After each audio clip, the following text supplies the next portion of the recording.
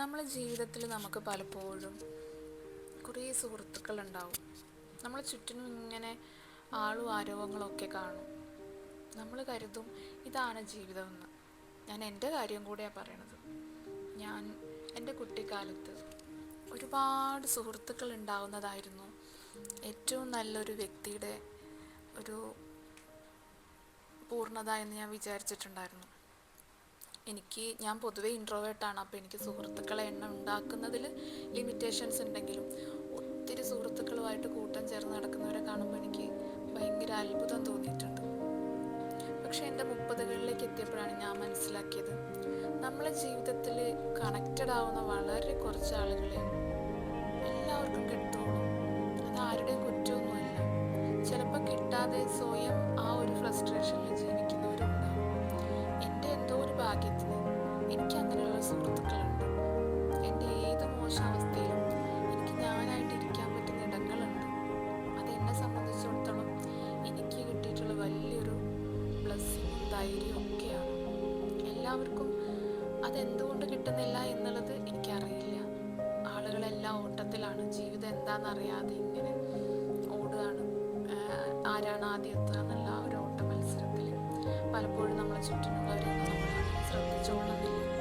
പക്ഷെ ഞാനും അങ്ങനെ ആയിരുന്നേനെ. എൻ്റെ ഒരു ലേറ്റ് 20s എനിക്ക് ഏറ്റവും പ്രിയപ്പെട്ട 2 വ്യക്തികളുടെ പെട്ടെന്നുള്ളൊരു വിയോഗം, 2 പേരും സൂസൈഡ് ചെയ്തായിരുന്നു. ആ വിയോഗയിൽ ഒരുപാട് പാഠങ്ങൾ പഠിപ്പിച്ചു.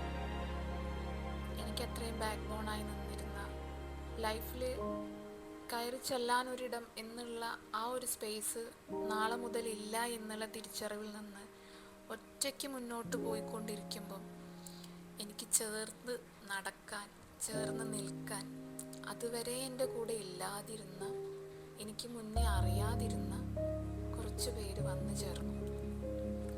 അതിനുശേഷം ഞാനും ശ്രമിക്കാറുണ്ട് എല്ലാവരെയും അങ്ങനെ ചേർത്ത് നിർത്താൻ.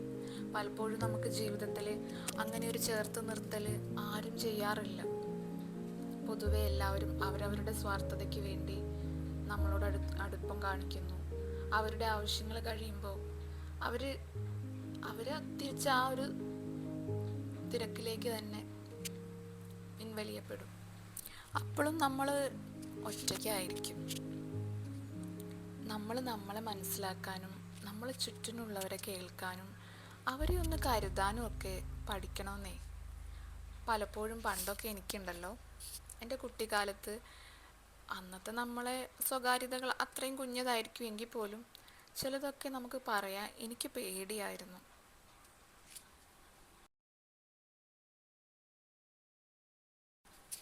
കാരണം വേറൊന്നുമല്ല, നമുക്ക് ആളുകൾക്കൊരു പ്രത്യേക നേച്ചറുണ്ട്.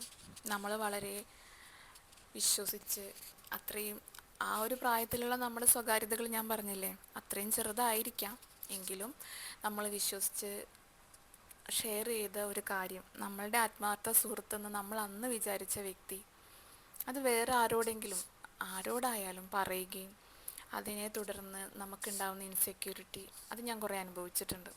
അതുകൊണ്ട് എനിക്ക് ആരോടെങ്കിലും മനസ്സ് തുറക്കാൻ പേടിയായിരുന്നു. ഇപ്പോഴും അത് മാറി വന്നത് എൻ്റെ ഈ സുഹൃത്തുക്കൾ എൻ്റെ ഉള്ളിലേക്ക് വന്നതിന് ശേഷമാണ്. അപ്പം ഞാൻ പറഞ്ഞു വന്നത്, നിങ്ങൾക്ക് എന്നെ നല്ലൊരു സുഹൃത്തായിട്ട് കാണാൻ പറ്റുന്നുണ്ട് എങ്കിൽ ഞാനുമായിട്ട് കണക്ട് ചെയ്യാം. എനിക്കൊരു കമ്മ്യൂണിറ്റി ഉണ്ടാക്കണം എന്നൊക്കെ ആഗ്രഹമുണ്ട്. ഒറ്റപ്പെട്ടു പോകുന്നവരെ അല്ലെങ്കിൽ ഒന്ന് ചേർത്ത് നിർത്തിയാൽ മതി. നമുക്ക് വേറെ ഒന്നും ചെയ്യൊന്നും വേണ്ട. നമുക്ക് എന്താ പറയുക, തെറാപ്പി ഒന്നും കൊടുക്കേണ്ട ആവശ്യമില്ല. ആവശ്യമുള്ളവർക്ക് വേണം. അതല്ലാതെ ജസ്റ്റ് നമുക്കൊന്ന് ചേർത്ത് നിർത്താൻ ആളില്ലാത്തതിൻ്റെ പേരിൽ ബുദ്ധിമുട്ട് അനുഭവിക്കുന്നവരുണ്ടാവുമല്ലോ. അപ്പോൾ അവരെ ഒന്ന് നമുക്ക് മുന്നോട്ട് കൊണ്ടുവരണം.